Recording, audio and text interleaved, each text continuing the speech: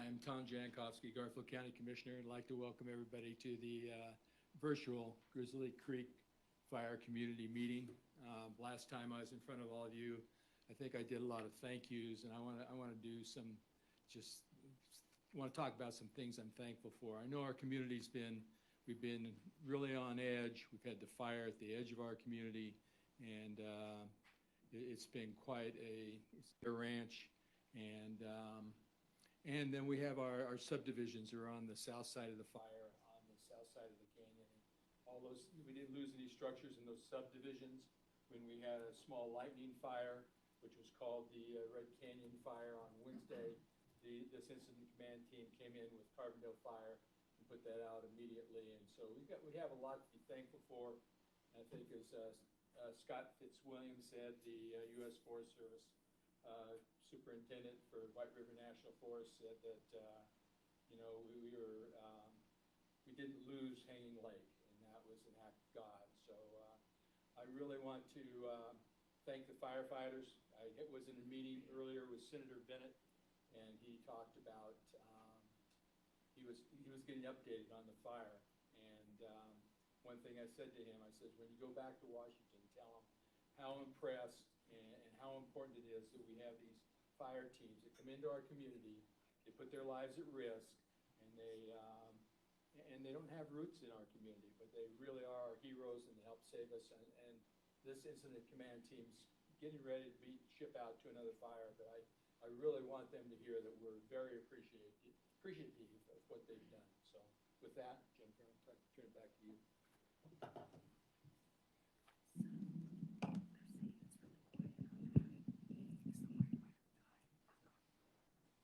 Thank you, Commissioner. Good evening. My name is Jennifer Mislivy. I'm the Fire Information Officer for the Grizzly Creek Fire, and welcome to tonight's live community meeting. We're going to share with you some great and valuable information that you'll be able to ask questions at the end of the session. Please keep those as fire-related questions. I know there's going to be a lot of them. We want to make sure we can answer all of those. First up, we have Mark Koppel. He is the Air Resource Advisor, and he's going to talk about smoke. Mark?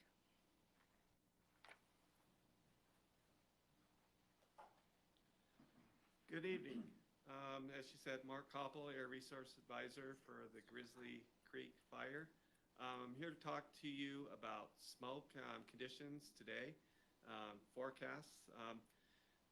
Pretty much today was moderate to USG, which means unhealthy for sensitive groups. We had that pretty much throughout the whole area from Glenwood Springs all the way to Vail, and then down to Aspen. We forecast various areas, and our areas within about a 100-mile radius. So anyway, with the smoke conditions today, with the unhealthy for sensitive groups, I want folks to be aware that in that particular population for what we call USG, it's anybody who's immune compromised, and that means anybody with a respiratory issue, anything like that, elderly people that are recovering from COVID or have COVID, and also children from infant to 18. Their lungs are still developing. So when you see on our forecast where you see USG, we really encourage you to seek shelter, clean air.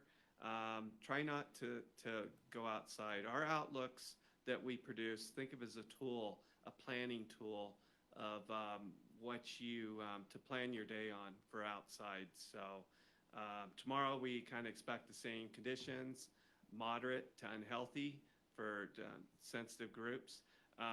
Be aware, look at our smoke outlooks, plan ahead with them. They are available on wildlandfiresmoke.net/outlooks.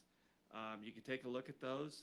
They're throughout all of Colorado right now, and you get a good idea of what the conditions are going to be for tomorrow and the next day. So with that, thank you very much. Appreciate it.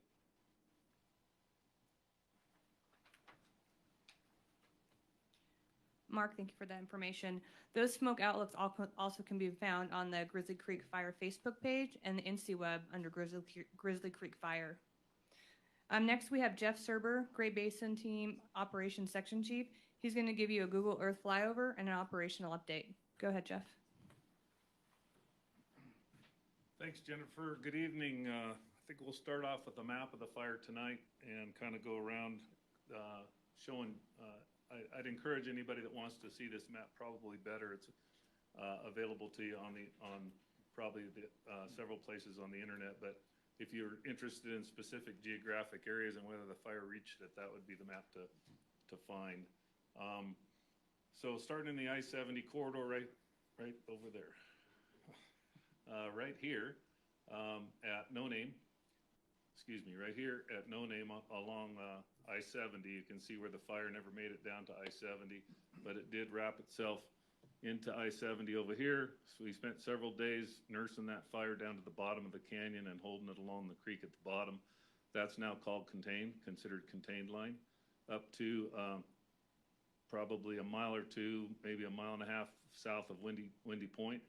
And beyond that, all this country that I'm pointing at here is over to Grizzly remains uncontained, as well as quite a bit of the rest of the fire over there towards Coffee Pot.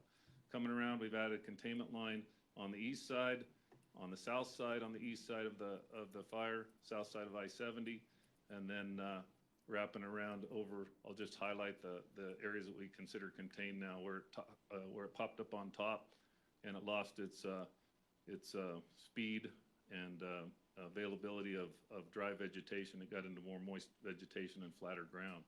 So I just kind of wanted to use the map pretty much to show the increase in containment that's been achieved in the last couple of days. I think we were at 11% and now we're at 22%, so that's good news. And I would expect that over the coming days, we'll continue to add to that containment.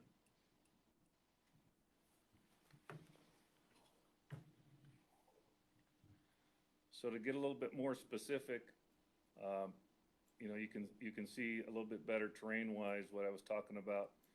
The fire being held in the bottom of No Name. Windy Point is right out here. The fire continues to back down into No Name and into Grizzly from both directions.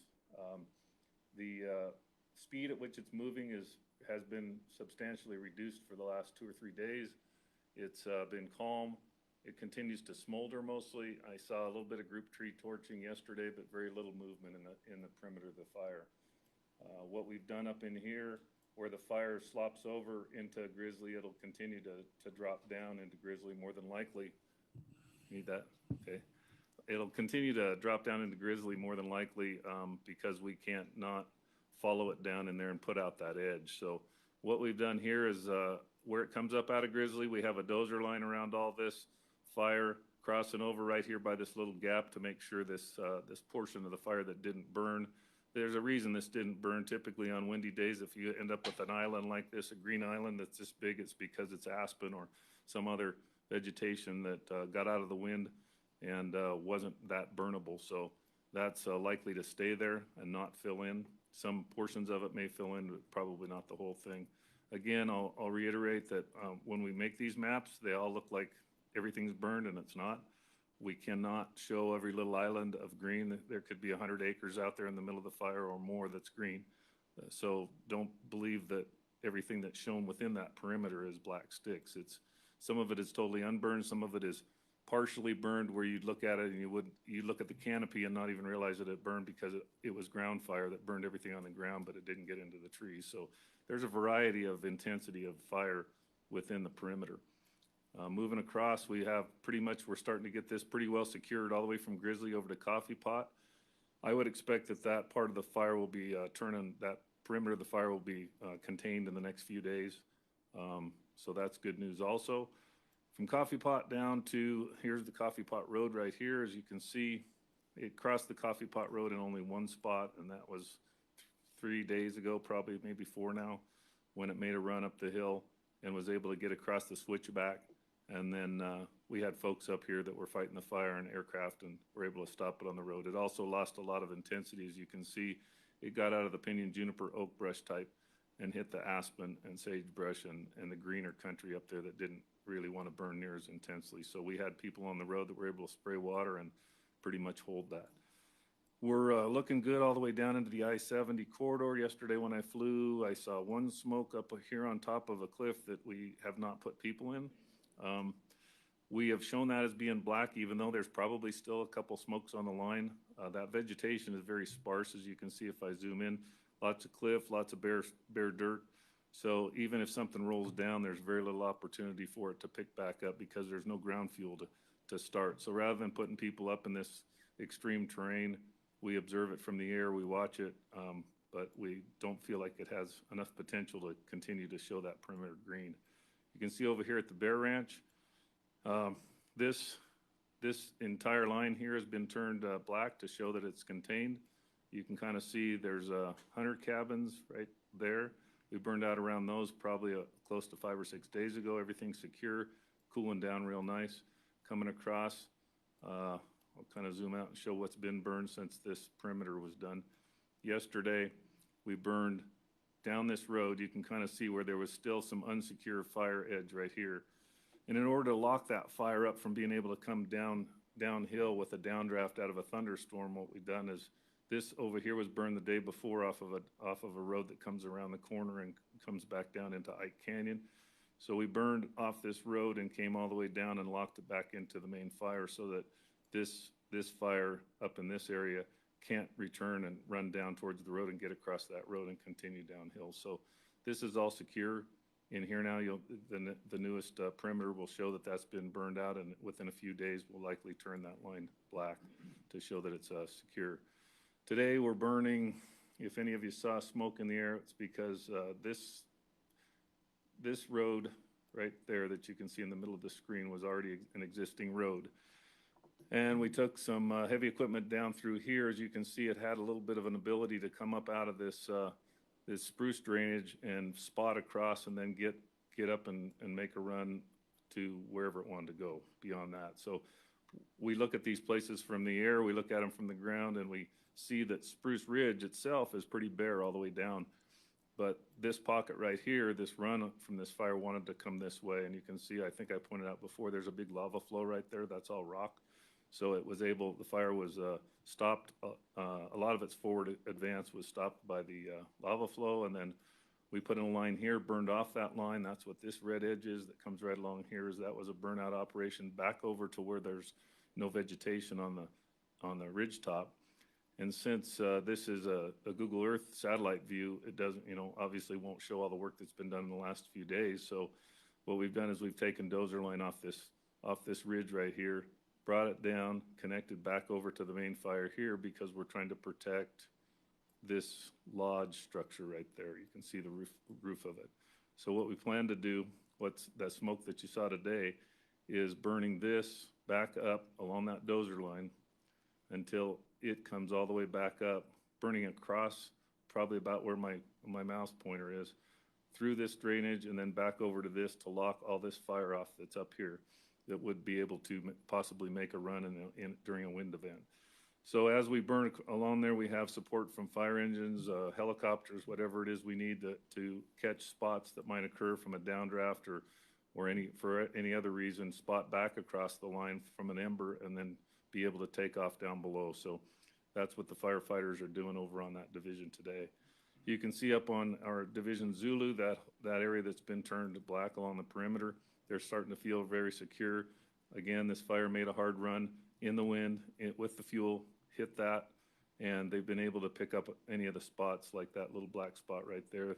They've driven to that, put a hose around it, or sprayed water from a truck and made sure that it's dead. So they've done that all along here, walked the edges, and we'll continue to see this line along the top south side turn black over the next few days as soon as they feel like it's they're comfortable with the fact that it doesn't have enough heat left in it to get up and run again. Moving over to our last division, Division Alpha right here. I think I've described a few times, there's a power pole right up here that comes up out of the canyon and continues on to the south. We have been able to take a dozer all the way down from the top, from about where this hairpin is on the road, brought them in here and then took them down here all the way through this to down and out to this point. We did that by laying retardant in here. There's half-burned oak brush. Nobody wants to walk into half-burned oak brush from above when you don't know what's happening down inside of it, how much heat is in it, and how much it might be able to pick up and force you to run uphill away from it. So we didn't do that. We threw a lot of retardant at it. We took heavy equipment in and slowly worked our way down the edge of the fire with pieces of heavy equipment and crews following it up to make sure that fire's out. That line should be complete today or maybe early tomorrow morning. That gives us the ability to say we've locked it off from coming back towards Glenwood Springs and having to use this contingency line that I've described before that came all the way out from the main fire, followed a road system up to Lookout Mountain, over to Lookout Park. This is actually labeled Lookout Mountain right there, but I believe that's called Lookout Park. And Lookout Mountain is where the antennas are. And then we improved some hand line that came down around the city of Glenwood behind the town and back to I-70 in the river. And we shouldn't have to use that. That's the intent behind locking this portion of the fire up with a dozer and hand crews and babysitting it for a while and making sure that there's no heat left in there. Finally, we continue to have an IA group out there, an initial attack group that is available at both ends of the fire on the I-70 corridor that can respond to new initial attacks like that one the other day over off the 115 road. The fire was called Red Mountain or Red Canyon. And, you know, we'll continue that the entire time we're here with some of the engine and other resources that we can respond quickly from our fire to go to any new starts. So that's all I have for tonight. Thank you. Thank you, Jeff, for that. Very informative flyover and information for the Grizzly Creek Fire. Next, we have Marty Adele, Grizzly Creek Fire Incident Commander. Marty?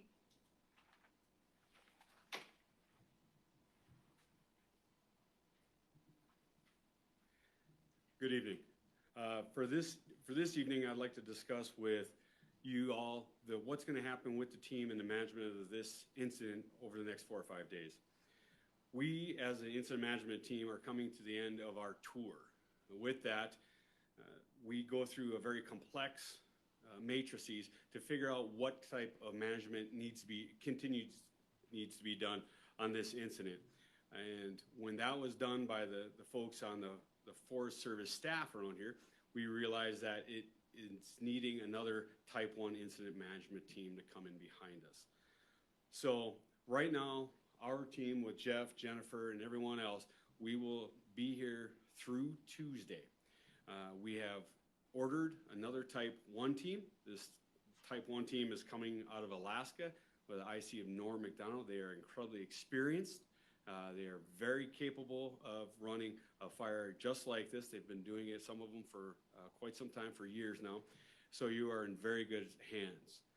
With that being said, the timeline that we have for the next couple of days is, once again, as I stated, we have ordered the team. They are in transit right now. There will be an in-briefing at 1700 on Monday. At this point, the managers of the land, whether it's the county perspective, the Forest Service, the BLM, they will give the team their direction, leader's intent, and the priorities that we've been working with for the past week and a half to 2 weeks to get to the end point of this fire. The next day is what we call a transition day. Our team, Great Basin Team 1, will basically marry up with the Alaskan team coming in, and we will show them what we're doing, how we're doing it, why we're doing it, and basically a coordinated effort so there's a seamless transition of power. They continue on with the good work that we, Jeff and Jennifer and the rest of the team, have been doing with our partners, with the Forest Service, BLM, county, sheriffs, and CDOT, to make sure that we get to the end point of this fire in a safe, manageable, and efficient manner. So by the end of that day, that team, the Alaska team, will have all the information that we currently have. They will have the direction and the processes down. At that point, we will have a transfer of command where our team will very quietly step aside and the Alaska team will take control of the fire under the guidance, once again, of the Forest Service, BLM, and county. We, at that time, the Great Basin Team 1, will have a closeout Wednesday morning, the 26th, and at that point, we will travel home for a couple days off and then rotate back into a rotation where we could go to another fire somewhere else in the country. That's all I have for this evening. Thank you very much.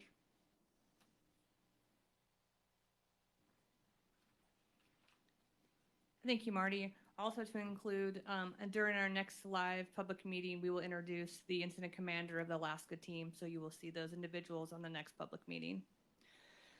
Next, we have Eagle County Under Sheriff Mike McWilliams, and he's going to talk about evacuations and other things pertaining to the counties.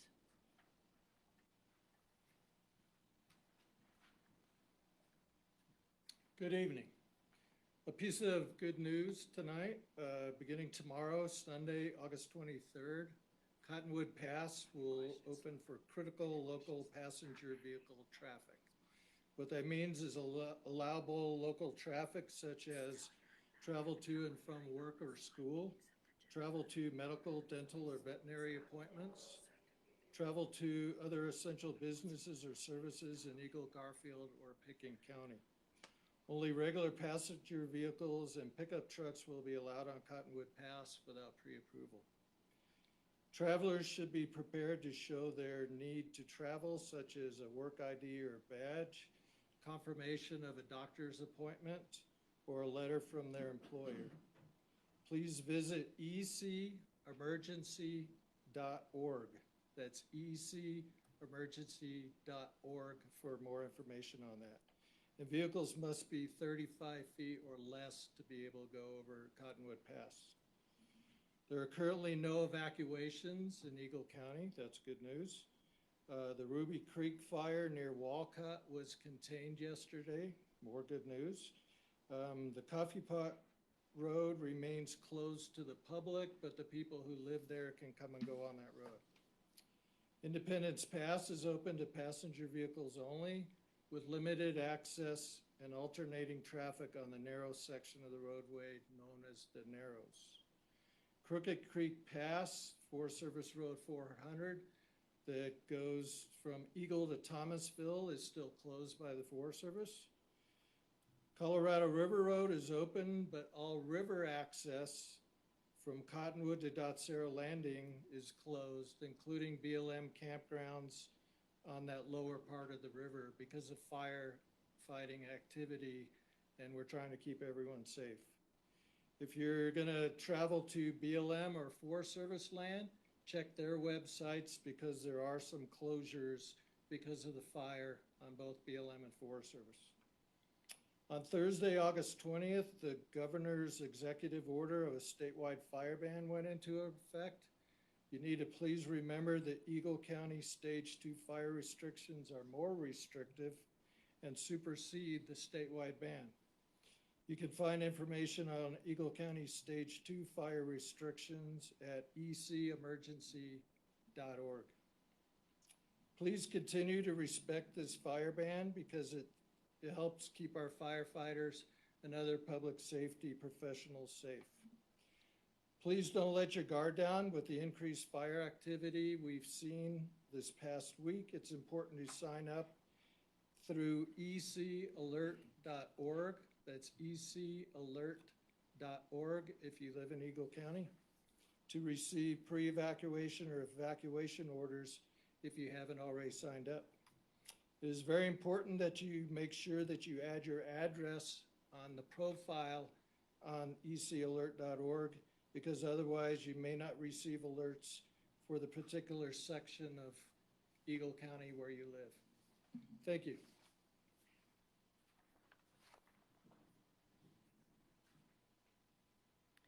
Thank you, Undersheriff. Appreciate that.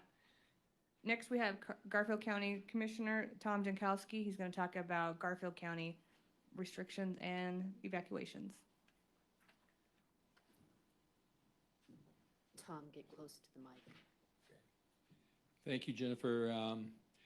Things really haven't changed as far as evacuation activity. Currently, No Name, Lookout Mountain, Homestead Estates, Bear Ranch, High Aspen Ranch, Coulter Creek, Cottonwood Pass, Spring Valley Ranch, and roads leading to Coffee Pot are closed and are to be evacuated. I would like to take a second to thank the Hotel Denver and Hotel Glenwood Springs who have put up evacuees from the no-name area. Communities in pre-evacuation are Buck Point Drive, Derby Mesa Loop, Dotsero, Sweetwater, and residents south and west of County Road 115. I would like to it was good news to hear from Eagle County Sheriff, and would like to thank Eagle County for getting Cottonwood Pass partially opened. They have put flaggers on both sides of that pass, and we appreciate that. Again, this is from Garfield County. We want to thank all the firefighters and all the first responders and all the sheriff and everybody that's worked on this. It's we can't thank you enough.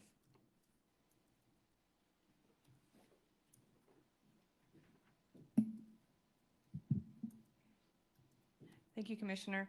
Next, we have Mike Goolsby, the CDOT Northwest Colorado Regional Director. He's going to talk about I-70. Mike?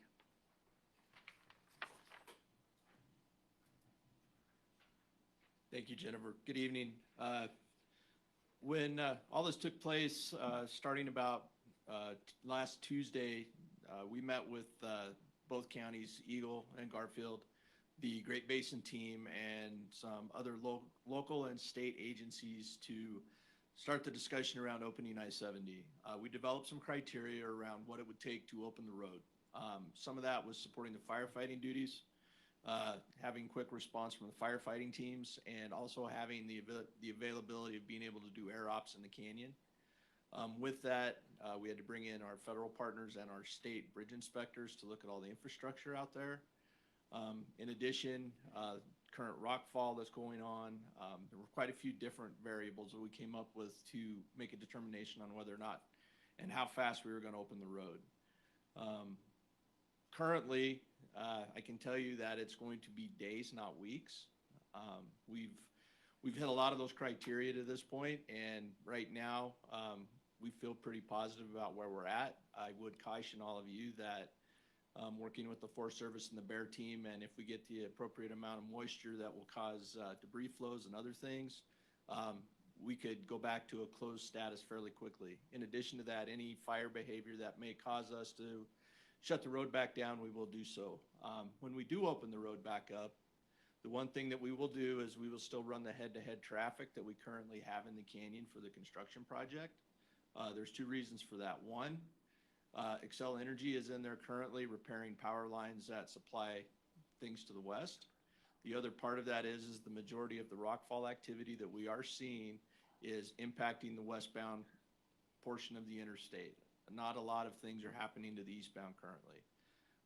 Also, with that being said, it gives us an opportunity to be able to move fire crews quickly through the canyon, not impacting traffic.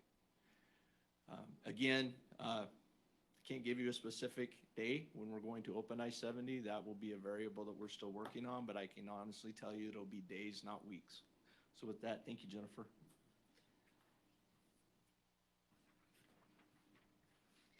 Thank you, Mike. Appreciate that update. And finally, we have Scott Fitzwilliams, White River National Forest Supervisor. Scott?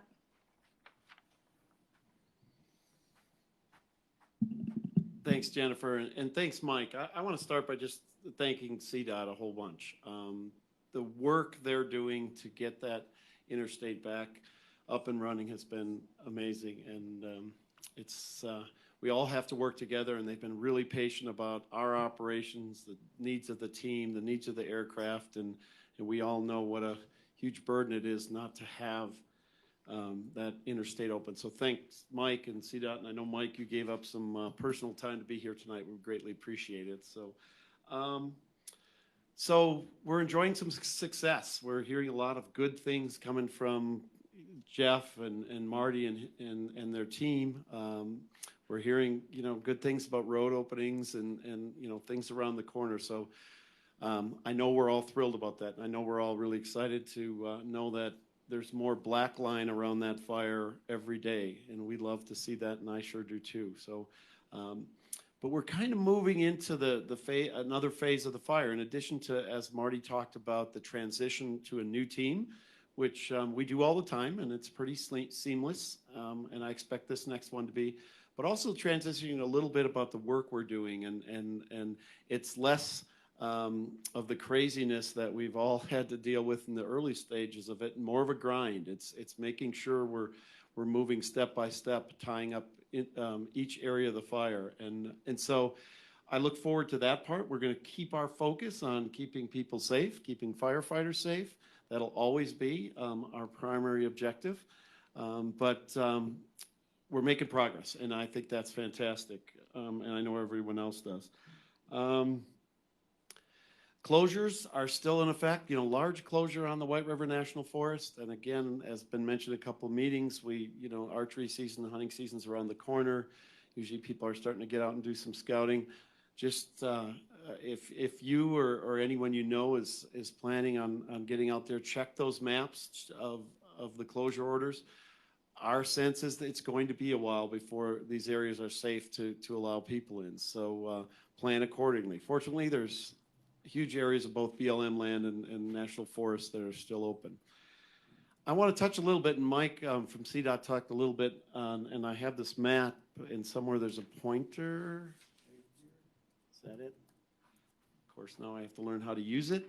I want to show a couple maps to you tonight, because as we move forward and as we discuss a lot of information about the canyon and the issues surrounding opening the highway, we're gonna talk about this. It was mentioned at last meeting that we brought in a bear team to do an initial assessment. Normally these teams are brought in when we're 70-80% contained, but because of this steep terrain, because of the interstate, we wanted to bring that team in as soon as we could, and they've done some initial work. I'm just going to throw this map. This map you're looking at is just a soil burn severity map, and this is one of the first things that they're able to produce. And what it shows is how burned and how severely soil was charred in this fire. And you can see the canyon, it wasn't too bad. That's because it's primarily rock, and so it doesn't really show up. They're using this information to eventually get to, and if you go to the next slide, the next map. Let me pull up the next map. And this is this one. These are maps, I think, as we do more of these meetings and as we discuss more of this with the community, and certainly working with CDOT, we're going to talk more about them. And we'll get people to discuss these maps that are far better experts than I am. I'm not at all. But what these maps are showing us and what these initial assessments are showing us is where we think the highest severity or the highest potential for severe debris flows are. And you can see those are the areas in red, and there are a lot of them. That's the area around No Name and Grizzly Creek, just for an example. So these are the areas we're going to be concerned about for two reasons. One is obvious, that any debris slides, debris flows onto the highway. And number two, trying to assess the Grizzly Creek and No Name drainages as far as how it's affecting Glenwood Springs water. So as we move forward and when the bear team comes back after the fire's a little more contained, they will dive deep into this. There's what this does is gives us some idea where to watch, where to monitor, where to notify CDOT that, hey, these are some areas that if we get a significant amount of rainfall of an inch an hour or so, these are the areas that have the highest potential to slide or to have debris flows. And the difficult part of this canyon and these canyons is there's not a ton of engineering we can do. Talking to CDOT, and we'll work with them on some of the things we can do with rock engineering to catch rocks and things like that, but a lot of these areas are just too steep, and there's not ways to really just engineer debris flows out of the equation. The team has looked back at similar geology, similar soil types across this area, including the coal seam and even as back far as the Storm King mountain fire, and we're able to draw some conclusions or some assumptions anyway on what could happen, similar area, similar geology, similar soil, what type of debris flow we can expect. But as Mike said earlier, across the, for the foreseeable future, we're going to be dealing with this, and we're going to be looking at these kind of maps a lot. And we could probably expect, inconveniences in that canyon for quite a while, especially after snow and as we get into spring. So I just wanted to introduce those maps tonight. Again, we're going to have people that are far more skilled and have high level of expertise that can explain this more and more to the public. Other than that, I don't have much more tonight. Again, thanking the team. It's just been a real pleasure to work with the communities and the team. We've made great progress. I really expected things to get quite a bit worse, and they're getting better faster than I thought. So thank you, and look forward to taking any questions.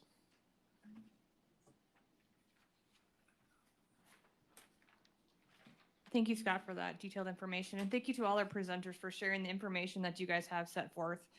Throughout this briefing or after this live community meeting, we've been collecting all of your questions.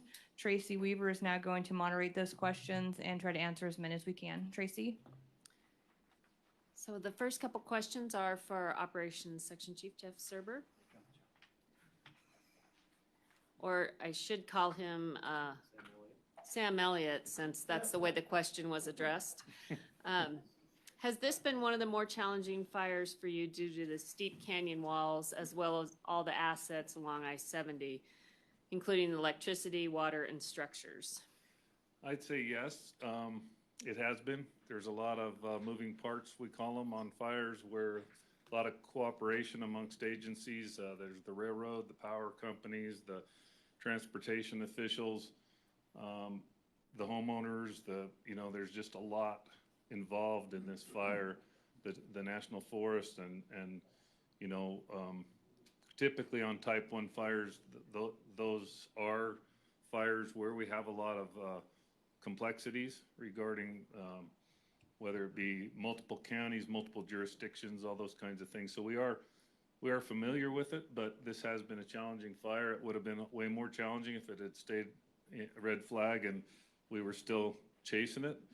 We had some help from Mother Nature, which I've talked about. We also had, both in the way of weather as well as the vegetation type change. So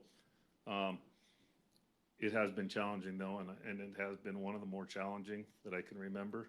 And I'd like to say that the team that I belong to, Marty's team is very professional and experienced, and I hope that's the way we come across, because that's true for everybody. I'm always amazed at the comments we get from people, the appreciation that we get from people, but and the fact that they talk about how fast we come in and we set up a camp and we do all those things, but we're here for you, and we're here because we enjoy doing that, coming in, helping people, and we each have our little bit of expertise.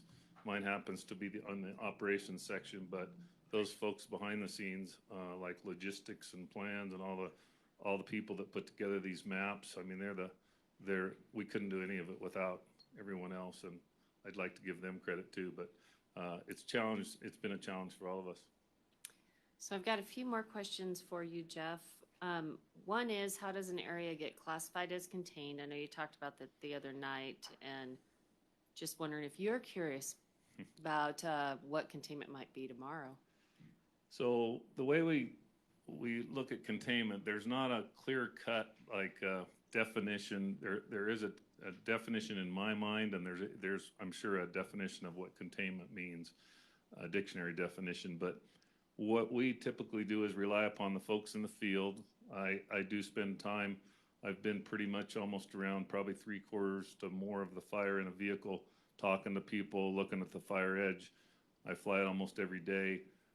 We for those people that are right up against the fire line, those are the people that transfer information back as far as their comfort level with the fact that even if a wind event or something occurred, they still feel pretty comfortable that it won't escape.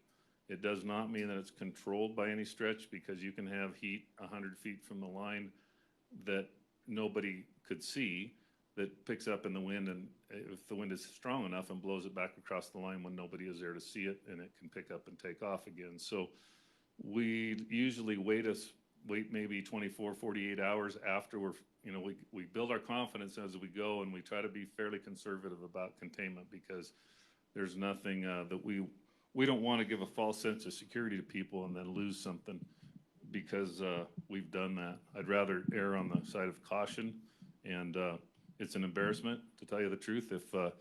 If we call something contained and then it escapes, it's not anything anybody's proud of. It's something that we strive not to let happen. So that is probably not a clear-cut definition of what containment is, but I rely heavily on the people on the ground to tell me when they feel comfortable that it's out enough that they want to turn it black. And those are the people that turn that line black. We ask them every day, how much of that perimeter that you've been working on for the last week can be turned black now? What do you feel comfortable with? And if they don't feel a comfort level with it, we usually won't do it. I may go out and look at the line and determine whether I feel more comfortable with it, but that's pretty much what we do, the way we look at that. And tomorrow, I hate to speculate.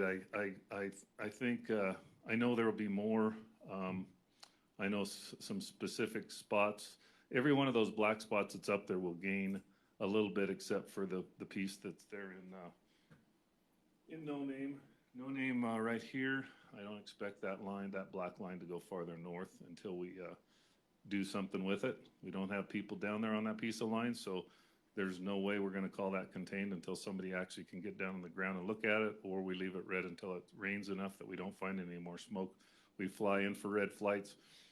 If the infrared shows that there's no heat source left there when they fly by, and we get a couple days of maps when it's showing that there's absolutely no heat left because we've received a lot of rain, let's say, then that starts to become, that comfort level increases, and we look at turning those black. But until then, I wouldn't expect this line to grow this way. Over the next couple of days, I'd expect all of this to start to close in, probably from both directions. This the same way. This has been about a day or so since it was burned. Once it cools down, I'd expect this line to advance, but we're burning right here right now, so that's going to stay red for a while. And then up here, this from Grizzly from Grizzly right there back across to Coffee Pot, it'll grow in the next couple to 3 shifts. I would say that'll turn black, and I don't know what percentage of the entire perimeter that would be, but I kind of described what I expect to happen. So we did just get a mole that sent us a text and said it's 30% for tomorrow. Oh, really? Yeah. I wonder who that was. Somebody in plans, maybe. Is there any thought to taking a crew up the transfer trail to Bowen's Loop to keep the fire from progressing farther north in that direction? Yes, we've been looking at that. We have multiple crews. We have what's called a wildland fire use module out there. They spend a lot of time analyzing, sitting on rimrock, looking at the fire, trying to figure out ways to get down there. In fact, on Division Alpha, that little piece I was just talking about several days ago, they didn't feel that this was doable, and that's why they went to all the effort to build that contingency line. They felt that was too dangerous to send firefighters in, so we sent a couple more crews over there, and I flew it, and we all put our heads together and said, what would it take to get to that comfort level to block that off instead of resorting to the 8 miles of line? And we slowly came to the agreement that it would take retardant, heavy retardant. It had been the VLAT, the very large air tanker, had dropped there a couple times early on, and they have to drop high enough that when the retardant comes down, it's in a mist. So the mist suppresses the fire, but it doesn't always penetrate the vegetation, especially oak brush.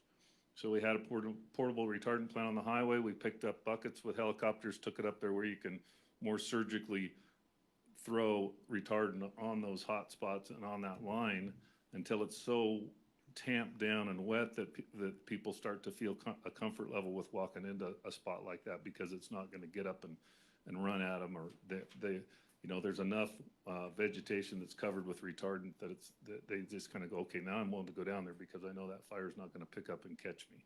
So we did that right there. And initially they were saying, we don't want to do that. But then over a period of a day or two, it was like, yeah, we could do that. You know, so based upon that question you just asked, we've looked at Broken Rib Trail, which is out in front of it right now. We have the Big Box Trail that I think probably shows up on some of our maps that was road systems way out at the headwaters of both No Name and Grizzly.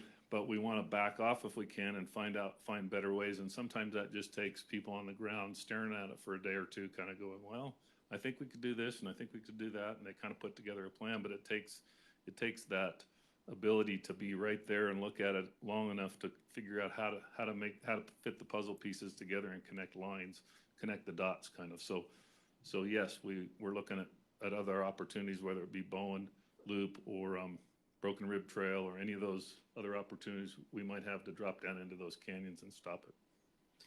Thank you. And then a couple questions on some of the evacuated subdivisions like Homestead and High Aspen. What kind of activities have been going on around there as far as the fire? Well, that whole south end, the same activity really has been going on. That's been line building, what we call hot spotting, where we use whether it be water from helicopters, water from trucks, we cut line, we walk along the edge of the line and use dirt to suppress the fire on that edge. So to prevent it southerly movement towards those subdivisions, we're using all those means. Not as much in the air, as you've probably noticed, there aren't near as many aircraft flying, and that's because they're not necessary. Most of this work along on the ground we can reach with either on that southerly piece anyway, can be reached with some equipment because we've built dozer line and the equipment can drive along the dozer line. We have UTVs that we're transporting personnel in, so they don't have to walk 5 miles to get to the spot where they need to work. They can drive to those spots and then get out, and they can have better production of hand line and other activities in those areas. So we continue to kind of penetrate into those areas that are still shown as red to stop that southerly advancement using whatever means we deem necessary. And we've had what we need, especially in the way of aircraft, but even our other firefighting resources have been adequate to slow that down. And I think, like I say, that containment will be increased across that south end in the coming days. Are you familiar with the Two Rivers subdivision? Is it still in danger? Somebody could point it out for me. I'm not familiar with Two Rivers. I'm trying to find that out too. Two Rivers, does anybody know where that is? To tell you the truth, what I typically look at from the air, I look at topographic maps like this, so I learn geographic features off this style of a map. Drainage names, Bear Ranch, geographic and local features are much easier for me to identify than a subdivision on the ground. I see them, I see the subdivisions, I see the houses when I'm flying. I don't associate those with a subdivision name because we don't use maps that have those names on them. So we are monitoring everything out there on the south end. There really isn't anything on the north end other than cabins and scattered improvements. So I'm guessing that subdivision might be on the south or eastern part of the fire. And if it is, that my answer would remain the same as it was before, that we're using all those means to try to get that line contained. And like I say, I apologize for not knowing the common names for the subdivisions here or a lot of other fires we go to, but our maps really don't display that. But rest assured that I spend enough time in the air that I see the road cuts and the scattered houses on 40-acre parcels, and all that's really visible. So the name to me, I don't want to say it doesn't matter, but the name of those houses down there doesn't matter. It's just the fact that those houses are there that I have to concentrate on to keep the fire from getting to those areas. So I just found out it's a subdivision in Dotsero. Oh, it's in Dotsero, okay. Yeah. Yeah, I think you can tell by that map that we're feeling really confident with that east side of the fire over towards Dotsero. Like I say, I think I said in this meeting, we had another meeting recently, but I think this one was where I mentioned the smoke that I found up on the rim rock on the north side of 70 yesterday, where nobody has walked yet, but its ability to escape is very limited because of the bare dirt and no real vegetation that could catch from that log. So rather than walking people out to the edge of cliffs and dealing with one pinion pine that's sitting out there that's smoldering. It may be visible to folks on I-70 or whatever, but it's not, if it has any chance of being a problem, we'll go dump water on it, and we'll have somebody across the canyon towards the Bear Ranch looking back at it, monitoring that thing to make sure it doesn't have the ability to escape. Thank you, Jeff, and lots of thank yous in the comments today for your explanation of things. We appreciate it. Next, I have a couple questions for Incident Commander Marty Adel. Yes, Stand up close to the mic. copy. What is triggering the transition to the Alaska Incident Management Team on a Monday, Tuesday? Why is that happening then? Well, what triggers it is our tour and how long it is. We generally go a 14-day tour. We started on a Monday, or excuse me, on a Wednesday, which you count off 14 days. Our last day would be on a Tuesday. Thus, we want to get a team to come in, this time Alaska team, to come in, and we can give them a transition. Once again, express what the important priorities are, and give them all the information so they can have a seamless transition and then move forward. Great, thank you. And then one more. Yeah. When will the evacuations be lifted in No Name? No Name. No Name is, that area is pretty much directly connected to the opening of I-70. So as Mike stated earlier, we're looking at days and not weeks. So it'll be a couple more days for sure. What I'd like to extend, not only the No Name, but all the other communities that were evacuated or that we requested to be evacuated under the circumstances that we had here a couple weeks ago. We appreciate everything the burden that you're going through, the hardship. We understand. Many of the team have been in different scenarios very similar to that. So we understand what you're going through, and we appreciate the fact that you're willing to step away from your homes for a time to allow us to do our job. It helps us. It takes one more weight off our shoulders when we don't have to worry about individuals in those areas, or we have to concentrate on different topics. We are allowed really to concentrate at the topic at hand of suppressing fire or the priorities that are requested of us to take care of. So once again, we thank you for the burden you are subject to. Thank you, Marty. You bet. Next couple questions are for Under Sheriff McWilliam. Will Cottonwood Pass be open 24 hours a day, or will it only be certain travel hours? It'll start tomorrow morning and be open 24 hours a day. Great. And then And there are road guards on both ends of it that will stop traffic if a truck tries to go through or something like that. Great. Have the pre-evacuation orders also been lifted on the east side? No. You still have pre-evacuations, okay? Yes. We're getting more and more confident, as you can see with all the black on there, that it's not going to escape and get .0. But we still want people to be prepared and keep in mind that something radical could happen with the weather that could endanger them. So we want them to be ready in that pre-evacuation mindset without being too nervous about it. Great. That's it for you. And I've got one question for Mike from CDOT.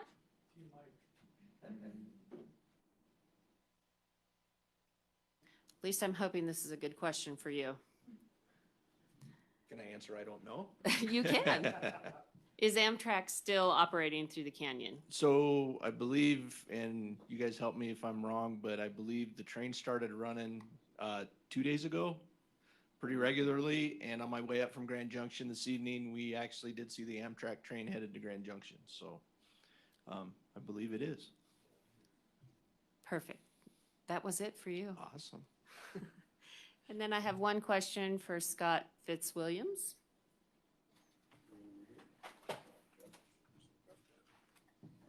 There you are. I was looking on the wrong side of the room for you.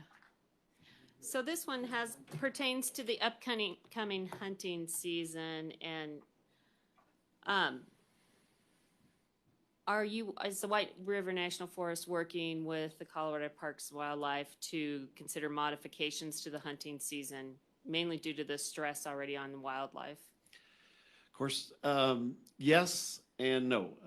Yes, we're working really closely with Colorado Parks and Wildlife. In fact, next week, the heads of our agency and their agency and BLM are getting together to look at this statewide, because it's not just this fire. Obviously, there's large fires all across the state, and get a coordinated, consistent messaging about it.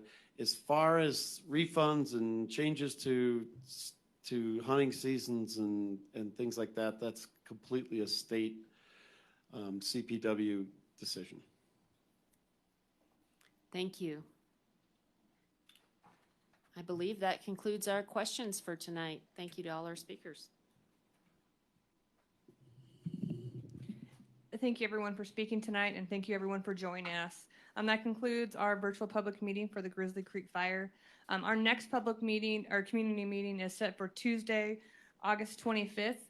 We actually extended it one day so that the new incident management team can arrive, be briefed, and then we'll introduce you to them on Tuesday. So again, the next community meeting will be Tuesday, August 25th, at 6 p.m. Have a wonderful evening. Thank you.